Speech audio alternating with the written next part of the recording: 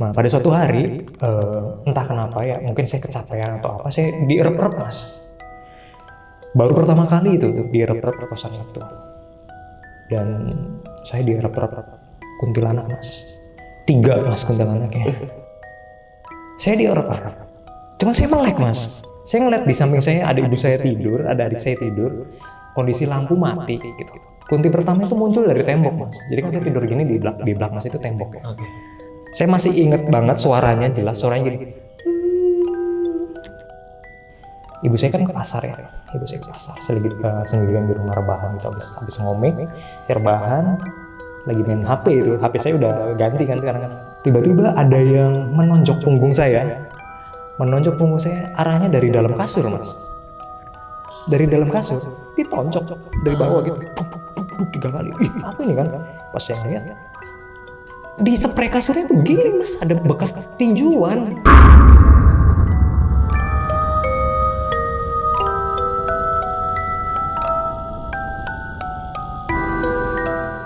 Assalamualaikum warahmatullahi wabarakatuh. Salam sejahtera untuk kita semua. Kembali lagi di Lonceng Misteri bersama gue Gilang Aditya.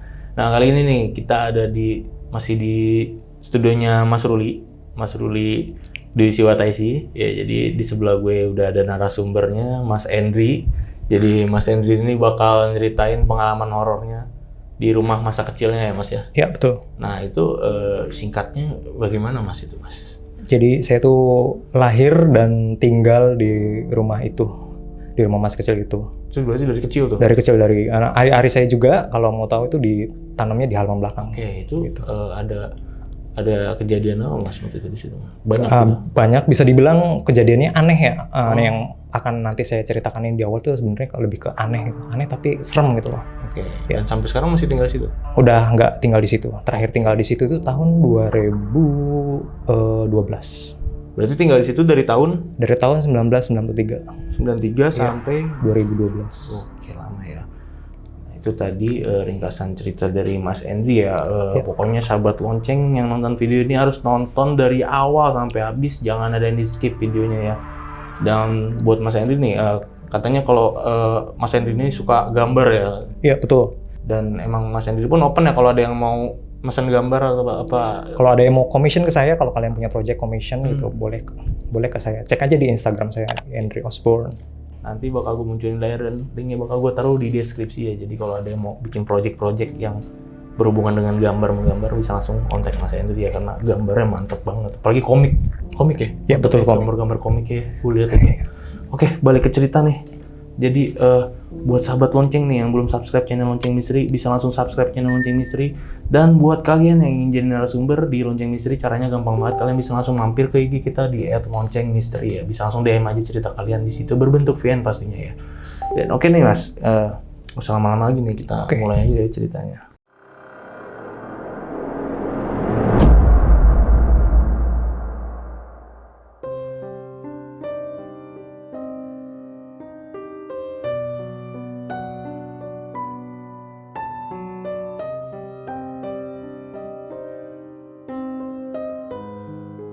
Nah Mas Endri, itu gimana tuh Mas cerita awal itu Mas?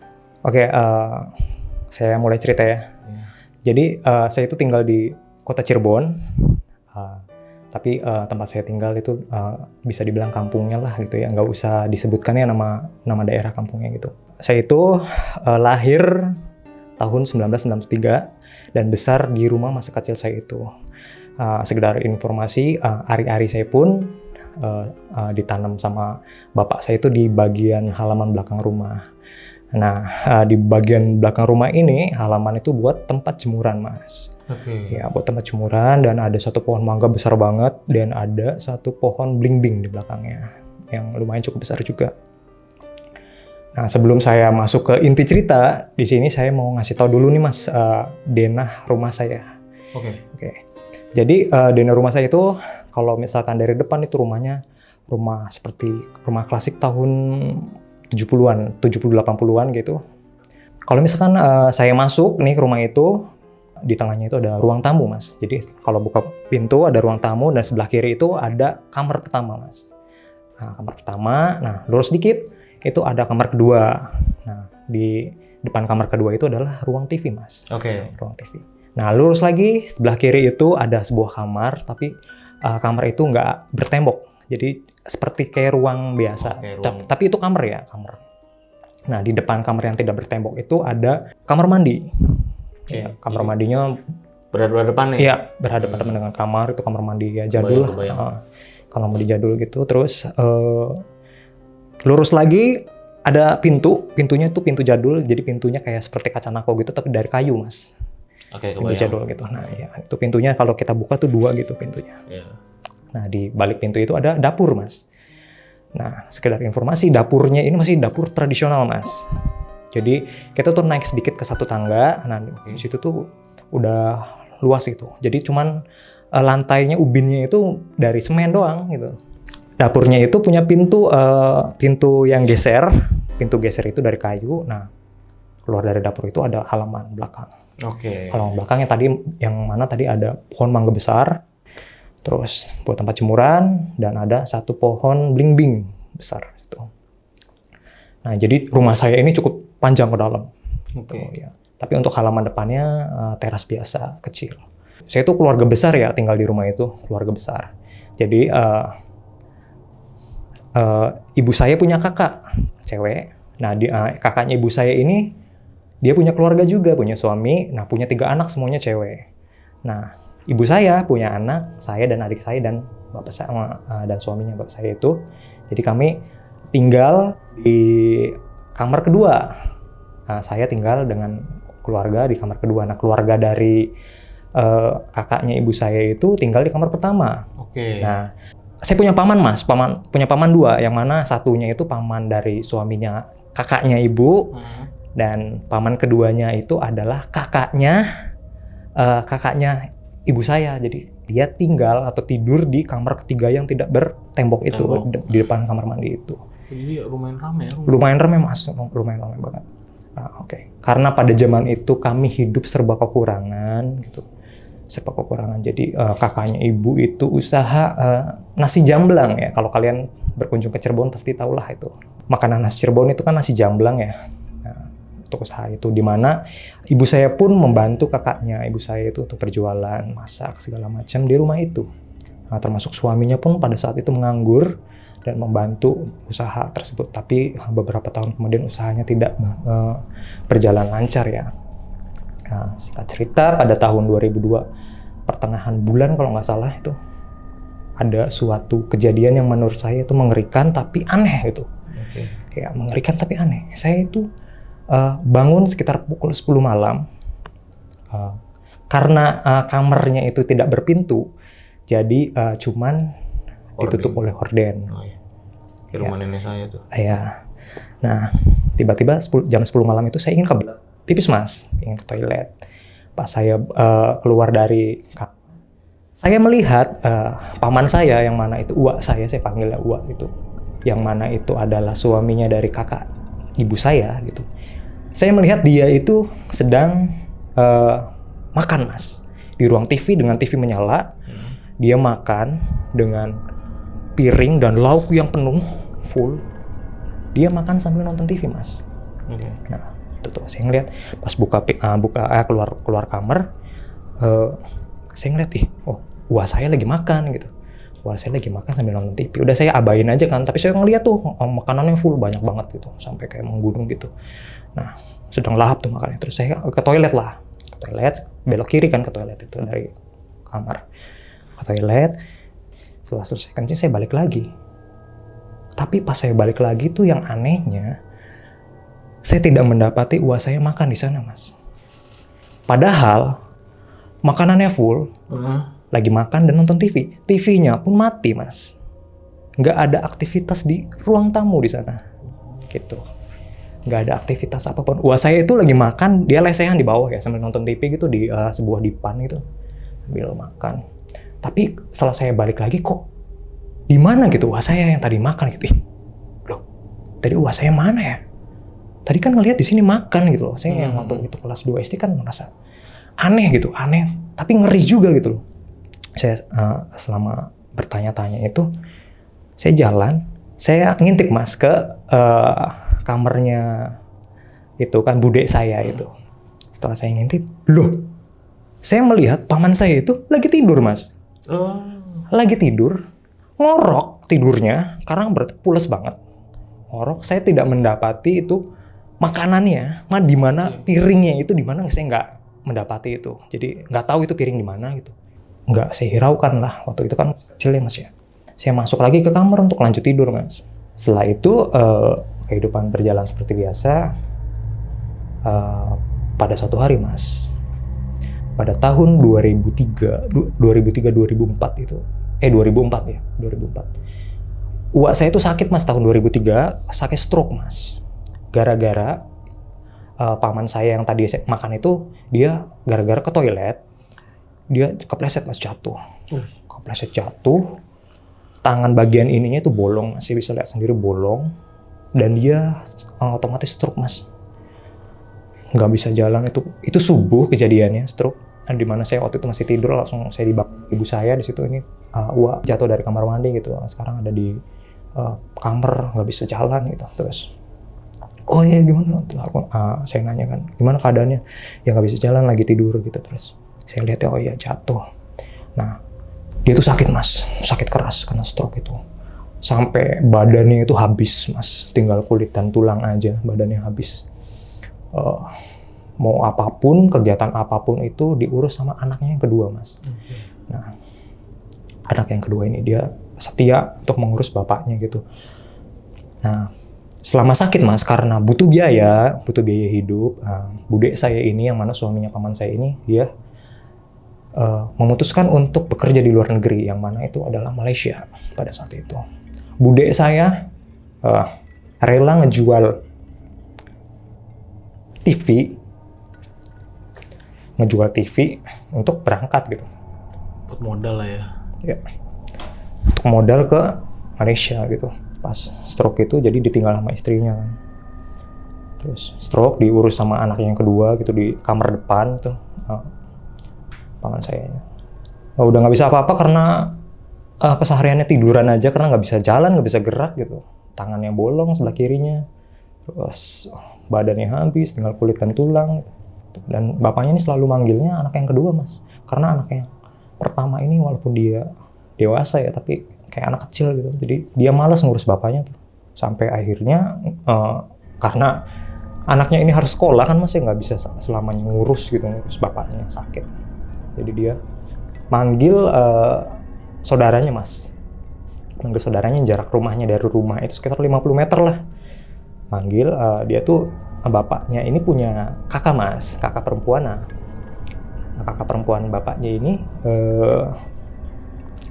punya suami. Nah, suaminya ini rela mengurus adik iparnya, Mas. Rela mengurus paman saya ini. Jadi kesehariannya diurus sama suaminya kakaknya gitu. Iya. Karena saudara saya ini yang mana yang ngurus ini bolak-balik terus, Mas, kan butuh waktu ya, bolak-balik gitu. Dari rumahnya ke rumah saya gitu, dari rumahnya ke rumah saya. Jadi diputuskanlah untuk dibawa, Mas, paman saya ini dibawa ke rumah kakaknya yang cewek ini. Di sana diurusnya di rumah kakaknya, diurusnya di bagian di ruangan rumahnya yang di belakang itu. Kesehariannya jadi nggak perlu bolak-balik gitu, Mas. Iya, benar. Nggak perlu bolak-balik. Pada suatu hari tahun 2004 itu setahun kemudian, tepat di hari Lebaran, itu meninggal, Mas, paman saya. Paman saya meninggal dunia karena stroke itu. Saya masih ingat banget terakhir kali ketemu beliau itu dia minta saya nyuapin dia makan gitu. Henry sini suapin makan. Nggak bisa ngomong kan, menyon ya, Mas, ya, maaf aja menyon rahangnya. Kata saudara saya, Henry sini, ini minta disuapin gitu pamannya. Terus suapin namanya. Terus makan kan ya. Itu adalah kali terakhir saya ketemu paman saya. Pas keesokan harinya itu meninggal, Mas, dia karena stroke. Nah ini saya cerita ya, bukannya mau menjelek-jelekan ya, bukannya mau menjelek-jelekan beliau ini, saya cuma sharing aja gitu yang untuk yang masih hidup gitu. Beliau ini walaupun rajin sholat tapi dia menganut ilmu, Mas.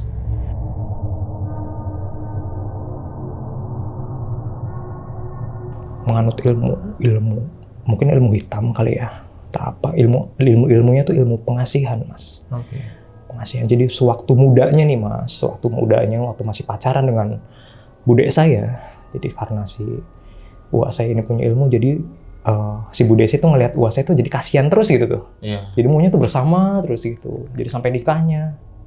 Karena ilmu itu pas peninggalnya malah susah Mas meninggalnya Mas. Pas sakaratul mautnya itu susah untuk keluar. Dipanggillah kiai Mas, ustadz gitu, ke rumah saudara saya. Panggil ke rumah kakaknya paman saya. Panggil, dibersihin, kalau bisa dibilang sih dibersihin dari ilmu-ilmunya. Nah, pas pembersihan itu Mas, ada salah satu anggota keluarga tuh kesurupan Mas. Kesurupannya macan Mas. Jadi dia menggeram terus. Jadi keluar masuk Mas. Jadi yang kesurupan itu masuk lagi gitu ke anggota keluarga lain. Jadi menclok lah kalau itu mah. Beda raga gitu, masuk ke raga orang lain gitu. Kesurupan. Terus setelah dibersihin sama kiai segala macam, disyarat-syaratin, alhamdulillahnya akhirnya uak saya itu bisa meninggal dengan tenang Mas. Udah dibersihin itu. Kalau itu mah hodam kali ya. Hodamnya udah dibersihin gitu, hodam jahatnya. Terus meninggal dengan tenang di hari Lebaran, meninggalnya tepat banget. Nah, setelah meninggal itu kan karena ibu saya masih ada urusan di situ karena bantu-bantu untuk acara tahlilan gitu. Tahlilan, bikin makanan segala macam. Jadi yang pulang duluan ke rumah itu saya sama bapak saya dulu Mas. Oke. Nah, saya sama bapak saya terus di rumah itu ya cuman kita berdua doang. Jadi anak-anaknya kan masih ada di sana gitu. Dan waktu meninggalnya uak saya itu juga istrinya itu nggak ada di Indonesia gitu. Istrinya ada di Malaysia. Iya lagi. Gitu. Jadi nggak bisa mendampingi saat terakhir suaminya sakaratul maut itu. Nah setelah saya pulang dari melayat di sana malam hari, tiba-tiba di rumah itu suasananya aneh banget Mas. Tiba-tiba mencekam banget. Entah kenapa. Tiba-tiba mencekam, nggak tahu cuman saya aja yang ngerasain atau bapak saya pun ngerasain itu, saya nggak tahu. Pokoknya suasananya tuh vibe-nya beda banget pas nyampe rumah tuh kayak mencekam banget. Saya tuh tidur Mas ceritanya, tidur kamar saya yang kamar kedua ya tidur. Hordeng ditutup nih Mas, hordeng ditutup. Saya tuh tidur di atas ya Mas, karena kasurnya kan ada dua di bawah sama di atas. Bapak saya di bawah gitu, saya di atas. Pas saya tidur itu kalau nggak salah sih jam berapa ya, jam 12 atau jam berapa gitu, saya lupa. Saya tidur, tiba-tiba saya kebangun Mas. Kebangun dengan perasaan aneh, perasaan mencekam gitu, mengerikan gitu. Mata saya tuh tertujunya sama horden Mas, sama horden kamar. Nggak tahu kenapa ada apa di situ tuh saya nggak bisa ngelihat Mas. Cuma saya tuh perasaan gak enak itu saya tertujunya tuh di horden itu gitu, di horden itu. Ya terus ke arah situ, ya, aduh perasaannya gak enak banget kan. Pas saya lagi fokus, tiba-tiba Mas, hordennya itu ada yang menyilak sendiri Mas. Hordennya. Jadi hordennya kan bunyi ya kalau ada yang nyilak gitu, srek gitu kan. Tiba-tiba srek, ngebuka sendiri dengan kenceng gitu. Wah saya kaget kan di situ. Astagfirullah gitu ya. Apa itu? Terus saya tuh bangunin bapak saya yang tidur di bawah. Saya turun, bapak geser gitu. Tidurnya barengan gitu. Kenapa? Bapak saya bangun. Hordennya ada yang buka sendiri, terus bapak saya bangun. Oh iya bener, setelah dicek itu hordennya buka bener Mas, buka sendiri. Nah sama bapak saya kan keluar celingak-celinguk gitu kan. Ya sepi, nggak ada siapapun karena yang di rumah itu cuma berdua doang gitu. Keesokan harinya saya nggak cerita apapun ke bapak saya. Mungkin bapak saya juga udah ngerti lah gitu apa yang terjadi semalam. Ya besoknya kayak berjalan seperti biasanya aja gitu di situ. Nah udah sepeninggalan paman saya ini, wah saya ini di Malaysia Mas, bude saya itu punya uang lumayan ya Mas ya, punya uang lumayan, tapi juga di sana dia kerjanya berat Mas, sempat dipukulin Mas sama majikannya. Oh iya. Iya sempat di Malaysia itu sempat dipukulin segala macam, tapi bude saya itu tetap tegar gitu Mas. Zaman dulu kan lagi marak banget. Iya marak banget. Iya betul. Penyiksaan TKW itu. Iya dipukulin tapi tetap tegar, tetap kerja gitu di sana. Terus ngumpulin duit. Jadi bude saya itu memutuskan untuk beli rumah, tapi sembari ngumpulin ini maunya pisah nih dari keluarga saya nih Mas. Jadi biar keluarga saya itu yang tinggal di rumah itu. Jadi eh, anak-anaknya gitu, anak-anaknya yang bertiga itu sama uak saya yang satunya yang tidur di kamar terbuka itu pindah mas, ngekos di masih daerah situ juga ya, sekitar 10 meteran lah dari rumah gitu, 10 meter, 10 meteran. Nah udah gitu. Setelah itu kami melanjutkan hidup seperti biasa gitu di rumah dengan berempat ya, jadi tinggal berempat orang gitu. Saya, adik saya sama kedua orang tua gitu, tinggal di situ. Nah karena waktu itu kan usaha jamblangnya ya kan karena usaha jualan jamblang udah berhenti, ibu saya memutuskan untuk jualan mas, untuk menyambung hidup kan.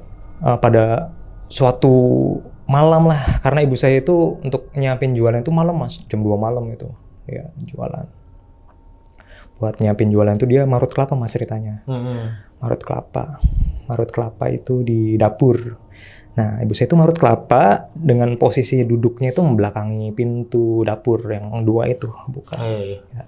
Sedang marut kelapa, lagi fokus, dia nggak dibantuin siapapun gitu, karena kan bapak saya besoknya kerja mas, besok paginya. Saya juga masih tidur karena besoknya sekolah kan. Lampunya itu dulu temaram mas, yang lampu 5 watt saya pakainya. Kuning ya? Yang kuning itu, jadi temaram banget kan ruangan itu. Iya, di dapur juga begitu. Lagi marut. Nah tiba-tiba ibu saya mendengar suara langkah kaki mas. Langkah kakinya itu berat banget. Dari arah dalam ruangan, dalam rumah gitu. Karena posisinya kan di dapur gitu ibu sih. Nah, suara langkah kakinya itu berat. Gitu langkah kakinya. Bukan yang nyeret ya? Iya, bukan yang nyeret. Nah, langkah kakinya itu berhenti di kamar yang tanpa tembok itu. Nah, di kamar itu Mas, di kamar tanpa tembok itu ada lemari tua, Mas. Lemari tua. Ya, lemari tua kayu itu, cukup besar gitu. Dengan depannya itu ada kaca tapi kacanya udah pecah gitu. Dalamnya nggak ada apa-apanya, kosong gitu. Agak lapuk tapi pintunya masih kokoh. Dalamnya itu isinya kecoa lah gitu, karena udah jarang dipakai, ya udah nggak pernah dipakai sih, karena paman saya itu kan udah pindah ngekos itu sama yang keluarganya kakaknya ibu itu ngekos. Nah, langkah kakinya itu berhenti di depan lemari itu loh. Ibu saya dengerin sambil marut kan berhenti marutnya. Tiba-tiba lampu dapurnya itu yang 5 watt itu ketap-ketip sendiri mas, kedap-kedip sendiri lampunya. Kedap-kedip. Nah setelah kedap-kedip tiba-tiba pintu lemarinya itu terbuka sendiri dengan pelan-pelan, kan reot ya mas ya, jadi bunyinya itu ngebuka sendiri, kreket. Itu pelan banget ngebuka sendiri. Ibu saya kaget kan, ibu saya ngeliat ke belakang, bener pas lagi dilihat tuh pintunya kebuka gitu, pintu lemarinya. Nah, ibu saya takut tapi takut berani gimana gitu mas. Disamperin lah ke ruang kamar yang tanpa tembok itu, disamperi. Nah, terus ibu saya bilang dalam bahasa Cirebon gitu, aja ganggu wis dewek-dewek bae gitu, jangan ganggu, udah sendiri-sendiri aja gitu, saya di sini lagi dapur usaha mau jualan gitu. Sama ibu saya ditutup, dibanting pintu lemari tuanya, dibanting dor gitu, dikencengin gitu supaya nggak kebuka lagi. Nah, terus ibu saya balik lagi ke dapur dengan rasa masih ketakutan gitu. Terus ibu saya ngeliat lagi, ya udah nggak ada apa-apa. Dia melanjutkan persiapan prepare untuk jualan pagi sampai jam 5 gitu, sampai jam 5 pagi. Terus udah di situ udah nggak ada kejadian apapun tuh mas di situ. Kejadian apapun udah ada. Terus beberapa hari kemudian yang mengalaminya itu adalah bapak saya mas. Saat itu tuh mungkin ibu saya lagi libur jualan atau apa, saya kurang ingat itu. Bapak saya tuh malam hari lah sekitar pukul 2 atau 12 itu, saya lupa. Dia tuh kencing mas, mau kencing terus otomatis kan lewat ruang tengah gitu ke kiri, terus lurus lagi gitu. Nah pas dia baru belok keluar kamar. Karena waktu itu lampu itu dimatiin semua karena menghemat listrik kan, karena keluarga kita kan waktu itu kekurangannya mas ya, jadi listrik itu hemat banget gitu dimatiin gitu.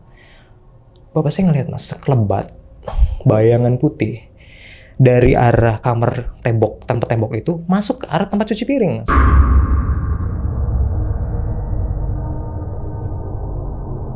Terus bapak saya ke toilet, lurus lagi ke toilet, kencing. Nah selesai ke toilet, balik lagi kan.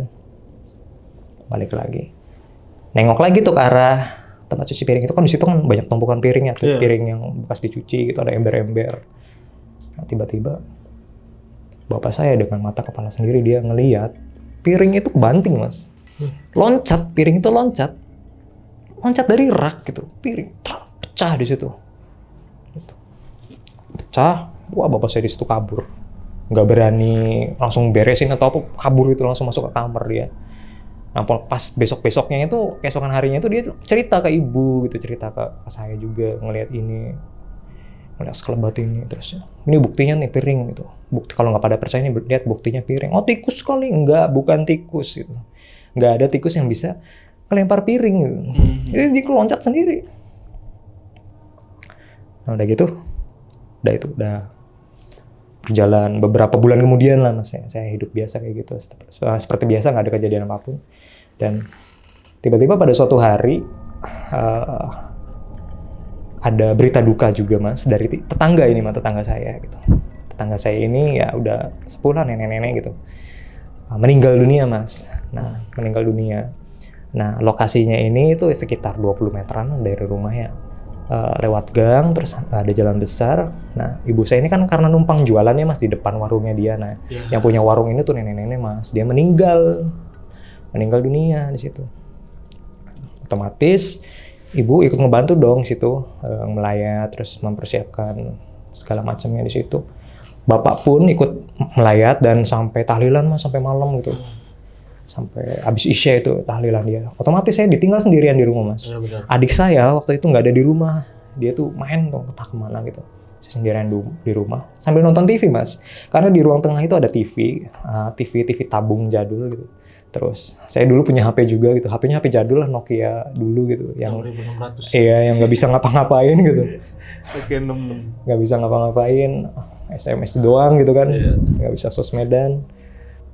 Lagi nonton TV, tiba-tiba loh kok suasananya kok jadi mencekam gitu, entah kenapa kayak vibe-nya tuh beda banget gitu. Jadi kayak loh kok kayak ada sesuatu yang ngeliatin saya gitu di belakang tuh, tapi saya nggak berani ngeliat.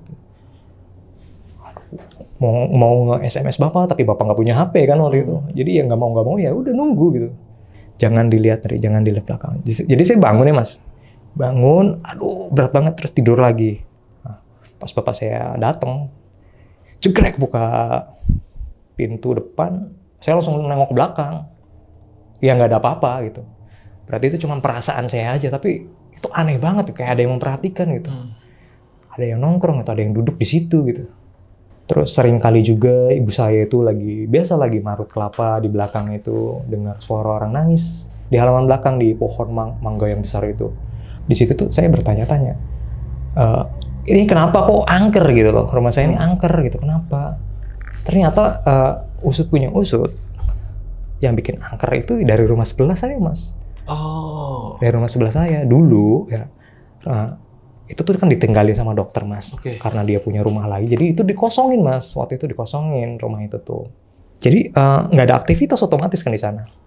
Jadi selama ibu saya marut di belakang itu dengar suara orang nangis di pohon mangga, di pohon bling-blingnya juga sama begitu. Rumah itu kosong tapi dalamnya masih ada perabotannya, begitu tuh, Mas. Dia kan dokter kaya ya, terus dia perabotannya yang ditinggal di situ. Sering banget dengar suara kursi di dapurnya tetangga sini ngegeser sendiri, dengar suara aktivitas di dapurnya kayak orang masak segala macam. Padahal setelah diintip tuh lampunya mati gitu di situ. Sering banget gitu. Oh ternyata mungkin asalnya dari samping gitu. Jadi si hantu ini mungkin bolak-balik kali ya. Karena jarak dari rumah saya ini mepet banget, Mas. Ya, nempel kan? hampir nempel gitu, hampir nempel. Jadi waktu itu malam hari lah, masih sore sih, jam 9 jam 8-an kalau nggak salah. Kami itu lapar, Mas ya. Lapar dan memutuskan untuk mau beli nasi goreng yang lewat nih, Mas, nasi goreng tek-tek gitu. Berarti nungguin nih di rumah, Nah, tiba-tiba ada suara tek gitu, nasi goreng. Wah, nasi goreng nih. Bu, ada nasi goreng nih, ayo ambil piringnya cepat. Ternyata dia jauh, Mas. Jauh. Tukang nasi gorengnya jauh. Jadi masih jauh. Dia lagi ngelayanin orang beli gitu. Kata, "Mang," gini kan. "Mang, nasi goreng sini." Terus kata tukang nasi goreng, "Di sini aja," gitu. Ya, Ya jaraknya ya 50 meteran lah. 50-40 meter gitu dari rumah. Ya mau nggak mau ya nyamperin ke sana. Udah sini aja. Nah, karena di depan rumah saya itu kalau malam memang minim lampu ya Mas ya, minim lampu gitu, remang. Terusnya juga di sebuah gang gitu. Nah, saya tuh berjalan dengan membawa piring Mas. Bawa piring. Ya nggak punya perasaan takut apapun walaupun gelap juga. Nah, saya tuh ngelewatin rumah dokter itu sampai samping rumah saya dan ada rumah besar Mas. Nah, rumah besar itu kita sebut aja rumahnya Brian. Nah, rumah besar itu. Nah, si rumah Brian ini ada 3 pohon mangga besar-besar Mas di halaman rumahnya. Jadi halaman rumahnya itu madep ke tukang nasi goreng. Jadi sampingnya itu gang Mas, gang yang saya lewatin. Nah, di gang yang saya lewatin itu kan dia pagernya pagar zaman dulu banget, pagar tahun 70-an Mas, rumahnya si Brian ini. Ada kandang Mas. Kandang burung tapi dari besi Mas, gede banget. Kandang burungnya kayak kandang ayam, tapi kandang burung menurut saya kandang burung elang atau apa gitu, gede banget.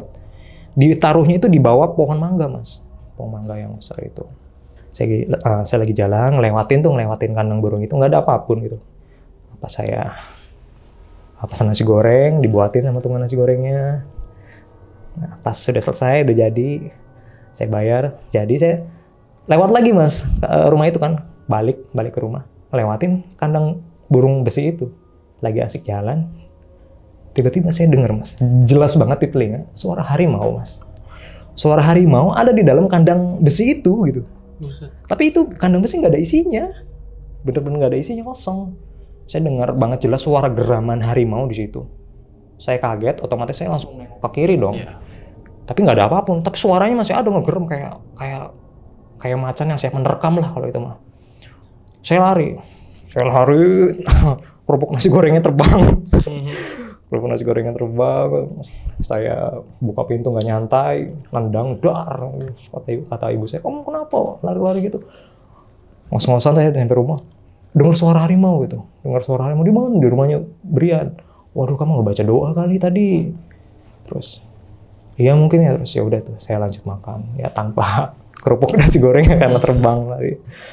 Sayang. Iya. Makan nasi goreng tanpa kerupuk gitu. Nah, udah gitu. Setelah itu usaha ibu saya juga lumayan ya Mas, ya lumayan progresnya bagus gitu, berjalan lancar. Terus karena itu rumah warisan ya Mas ya, karena itu rumah warisan, jadi saudara-saudara lainnya, ke-9 saudara lainnya menuntut rumah itu gitu, untuk dijual aja rumahnya. Nah, bude saya itu nggak setuju gitu, maksudnya udah ini biarin buat ibu saya aja tinggal di sini. Kalian kan udah punya rumah masing-masing, nggak usah ini. Ya nggak bisa, itu kan masih ada haknya di situ segala macam bla bla bla bla. Ribut. Akhirnya mau nggak mau itu dijual Mas rumahnya. Nah, kami berempat memutuskan untuk ngekos Mas. Kan saya pindah tuh Mas, udah rumah udah dijual. Dijualnya pun sama dokter samping rumah saya gitu. Oh, dijualnya sama dia tuh. Dia jarang nempatin rumah, tapi dia beli rumah lagi gitu. Rumah saya itu dijual gitu kan. Setelah dijual, dibagi-bagi ke anggota keluarga lainnya. Udah tuh masing-masing dapat duit. Otomatis saya ngekos Mas. Nah itu tuh dikasih waktu dulu sama yang punya rumah sebulan buat nyari kosan. Sebulan. Nah udah gitu. Dapat nih, jaraknya 50 meter, nggak jauh dari rumah lama. Nah saya mau menceritain di kosan ini juga saya ngalamin kejadian yang mengerikan juga gitu, yang horor juga, yang aneh dan mengerikan. Jadi kos ini bersama keluarga juga ya? Kosnya sama keluarga. Sekedar informasi, kosan ini kumuh lah, bisa dibilang kayak berapa petak gitu. Tapi banyak kamarnya Mas, ya, ada 11 pintuan lah, 11 pintu kosan gitu. Hari pertama pindah saya nggak mengalami kejadian apapun gitu di kosan itu. Ya berjalan seperti biasanya aja gitu. Ibu saya jualan gitu. Terus papa saya kerja gitu. Terus ya saya kegiatannya di situ bikin komik gitu, gambar. Nah, pada suatu hari, entah kenapa ya, mungkin saya kecapean atau apa, saya dierep-erep Mas. Baru pertama kali itu tuh, dierep-erep di kosan itu. Dan saya dierep-erep kuntilanak Mas. Di dalam mimpi itu. 3 Mas kuntilanaknya. Kelihatan. Gini Mas, saya dierep-erep. Cuma saya melek Mas. Iya. Matanya melek. Saya ngeliat di samping saya ada ibu saya tidur, ada adik saya tidur. Kondisi lampu mati gitu. Tapi saya melek, tapi saya bisa ngeliat perabotan rumah itu ya Mas. Ini sedikit jorok ya, tapi saya mau bicarakan aja lah gitu, ceritain aja gitu. Nah, saya direp-rep kunti. Kunti pertama itu muncul dari tembok, Mas. Jadi kan saya tidur gini di belakang Mas itu tembok ya. Oke. Saya masih inget banget suaranya jelas, suaranya gini. Gitu. Pas dia muncul ada suara begitu. Saya nggak bisa ngomong, bisa gerak gitu. Terus dia ngecup kening saya. Iya. Sumpah saya nggak bohong nih, demi Allah nih saya ngalamin itu. Dia ngecup kening saya. Kuntilanak pertama. Kuntilanak kedua, maaf aja nih ya. Dia mainin kelamin saya. Oke. Dia mainin alat kelamin saya gitu. Kuntilanak ketiga dia megangin kaki saya. Gitu. Saya jadi kayak dikeroyok gitu di situ tuh. Saya nggak bisa gerak di situ, nggak bisa gerak. Saya istighfar di situ, istighfar terus baca doa dalam hati. Tiba-tiba saya gerak. Gitu. Itu pun susah banget, butuh effort untuk geraknya tuh. Langsung saya bangun, langsung saya nyalain saklar lampu kan.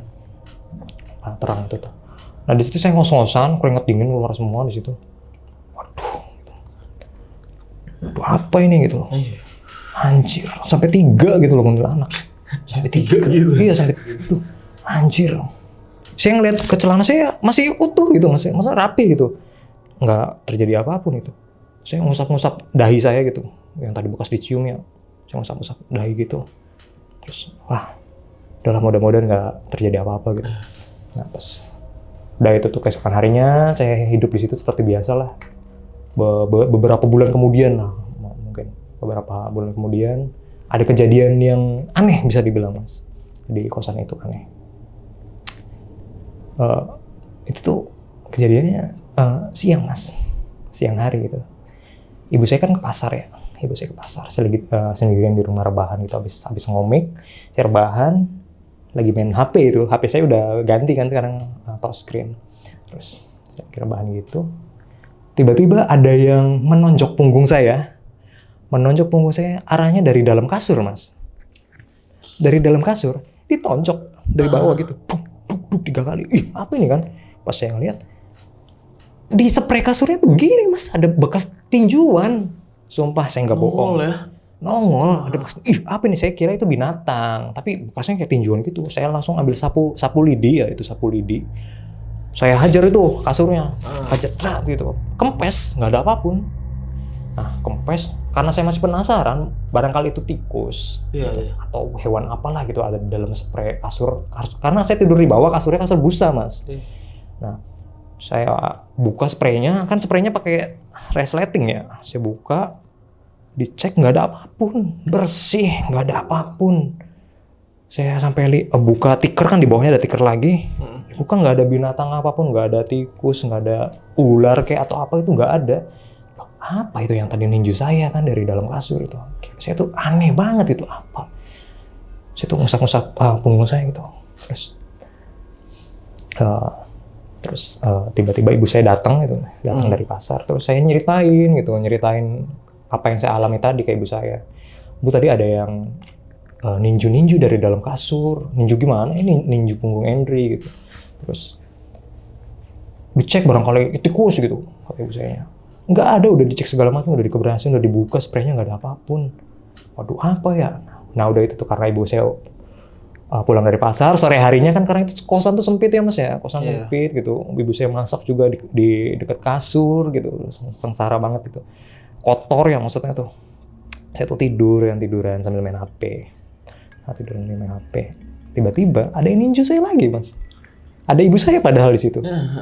Ada yang ninju saya lagi dari dalam kasur, duk gitu, sampai dari pinggang sampai ke punggung, duk gitu.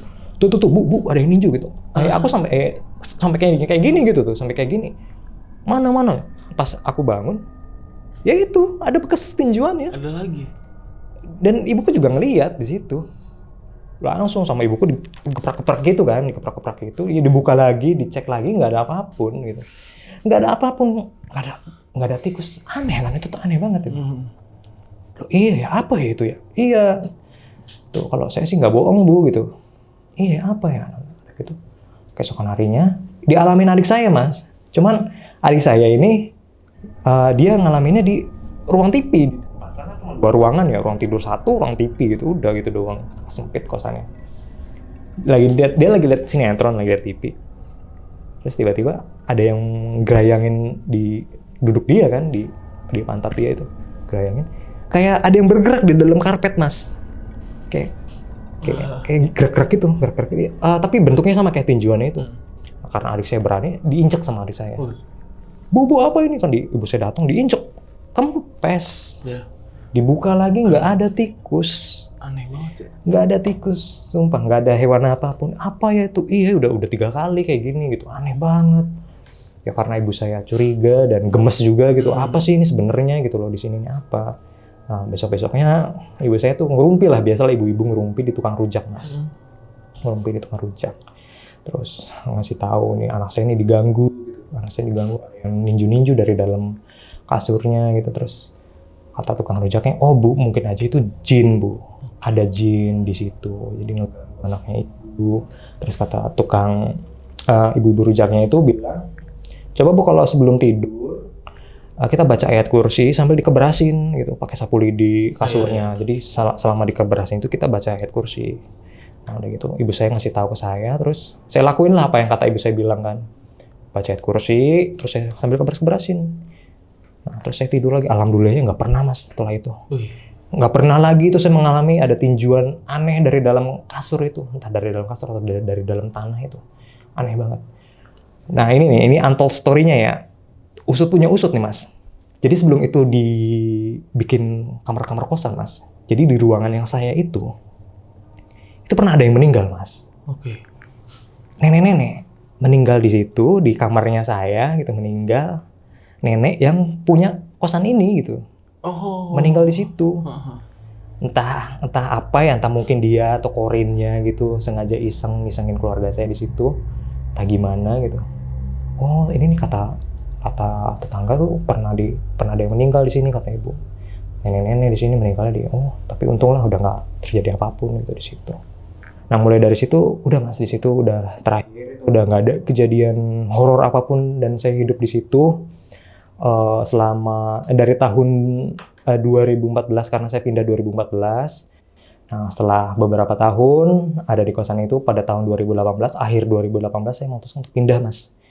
Pindah dari kosan itu nyari ke kosan yang lebih yang tetangganya lebih adem gitu loh, nggak suka ngerumpi gitu, tetangganya lebih friendly lah kalau itu, nggak ngeributin kurang air atau gimana gitu. Karena yang di kosan yang angker itu selalu kekurangan air mas gitu, nggak tahu kenapa, pokoknya selalu kurang air. Jadi satu sama lain tuh ribut, ini air mati begitu. Terus kita pindah ke kosan yang lebih layak. Nah sampai saat ini gitu, dari akhir 2018 saya pindah kosan, dan sampai sekarang saya tinggal di kosan itu. Gitu. Nah mulai dari situ udah saya nggak pernah ngalamin kejadian apapun di kosan yang nyaman ini gitu, sampai sekarang saya tinggal di situ masih dengan kedua orang tua saya gitu situ. Oke, ceritanya seperti itu mas. Jadi dari cerita Mas Hendry nih, ada yang mau gue tanyain sih paling tentang yang rumah itu ya. Rumah yang masa kecil. Berarti rumahnya sampai sekarang masih ada nih? Rumahnya sekarang masih ada, cuma udah full direnov sama yang punya, yang dokternya itu. Udah full direnov. Pokoknya udah lebih modern, udah nggak jadul banget lah rumahnya gitu. Tapi kalau untuk masalah kebanjiran, yang masih kebanjiran di gang itu ya. Tapi ditinggalin nggak sih? Ditinggalin sekarang ditinggalin rumahnya. Kenal sama Mas Hendry? Kenal. Ada nggak cerita baru lagi gitu? Cerita baru dari dia sih, dia tuh introvert ya mas ya, tangganya tuh. Jadi dokter tapi di dalam aja gitu. Sekalinya keluar ya kayak buat ke masjid gitu doang, nggak pernah berbaur sama tetangga. Oh ya mas, sedikit informasi lagi nih mas. Karena saya ari-arinya ada di halaman belakang itu, tapi kan sekarang halaman belakangnya udah nggak ada, pohon mangganya pun udah nggak ada, pohon belimbing udah nggak ada, halaman jemuran itu udah nggak ada, udah dijadiin rumah gitu. Udah jadi rumah. Saya setiap mimpi di kosan saya yang nyaman sekarang ini, mimpi selalu aja di rumah masa kecil saya itu mimpinya. Selalu di situ. Yang bikin mencekam itu selalu di kamar saya yang kedua. Selalu mimpi buruk. Kalau mimpi rumah itu mimpi buruk terus, nggak pernah mimpi buruk terus di rumah itu. Nah saya pikir-pikir lagi, oh ya ternyata relate lah, ternyata hari-hari saya ada di situ. Iya benar. Gitu mungkin nyambung kan gitu energinya. Jadi setiap kali saya mimpi ya mimpi rumah itu, mimpi buruk selalu gitu. Ya seperti itu mas. Gila ya, masih ada info hari-harinya ditanam di mana. Gue udah nggak tahu ya hari-hari gue di mana. Mak gue juga gue tanya mah hari-hari Gilang di mana? Nggak tahu, lupa emak mah. Parah banget. Oh nanya, doang kucing. Hari-hari Gilang mana? Makasih ayam tetangga waktu itu ya. Itu hari-hari saya itu dikuburnya di bawah pohon mangga, tepat. Biasanya kalau dulu tuh dikasih lampu. Iya, betul. Orang dulu tuh ya Iya, dikasih lampu. kasih lampu, kasih bunga-bunga. Nah, tujuan logisnya sih dikasih bunga-bunga itu supaya nggak mencium predator, jadi biar nanti gali-gali begitu. Iya, benar. Dikasih bunga-bunga wangian, jadi biar nggak kecium amis gitu. Kenapa dikasih lampu? Mungkin supaya nggak mengundang lalat gitu di situ. Secara logikanya kan begitu. Secara logika begitu ya. Kalau nggak secara mengundang lalat. mistisnya gimana? Secara mistisnya nggak, saya kurang tahu ya, mungkin untuk supaya tidak dihinggapi hantu-hantu atau gimana. Pernah denger katanya ada yang bilang gue dikasih lampu biar ini masa depannya cerah. Oh. Wih, gila, sakti itu kata-kata Mitos itu, siapa mitos. nggak tahu, gue denger dari siapa lupa. Si lampu, masa depan cerah apa hubungannya sama lampu nih, mohon maaf. Ya kan? Ya. Oke, itu ya tadi Oke. cerita. Oke, jadi dari gue juga udah cukup nih, dari cerita Mas Andri udah Ya. cukup jelas juga. Thank you nih udah mau berbagi ceritanya nih. di Makasih Lonceng juga, Misteri. ya makasih juga Mas Gilang. Dan buat sahabat lonceng, gimana nih pendapat kalian tentang cerita Mas Andri ini? Bisa tulis di kolom komentar ya ceritanya, komentarnya dari cerita ini. Dan jika ada yang ingin ditanyakan langsung kepada Mas Andri, bisa banget langsung nanya ke Mas Andrinya Ya, sendiri langsung betul. di IG ya? Iya di Bisa IG di Andri Osborne, di IG saya bisa di DM lah pertanyaan kalian. Jangan lupa follow. Gitu. Nah itu dia, nanti linknya bakal gue taruh di deskripsi ya. Ya. Oke, buat sahabat lonceng nih yang ingin jadi narasumber di Lonceng Misteri, caranya gampang banget. Kalian bisa langsung mampir ke IG kita di @loncengmisteri. Bisa langsung DM aja cerita kalian di situ ya berbentuk VN. Oke, akhir kata gue Gilang Ahaditya izin pamit, Mas Andri juga izin pamit. Thank you juga Mas Ruli nih di belakang layar udah mau menerima kita nih main kesini, main ke Cirebon ya kan jauh ya. Bye bye.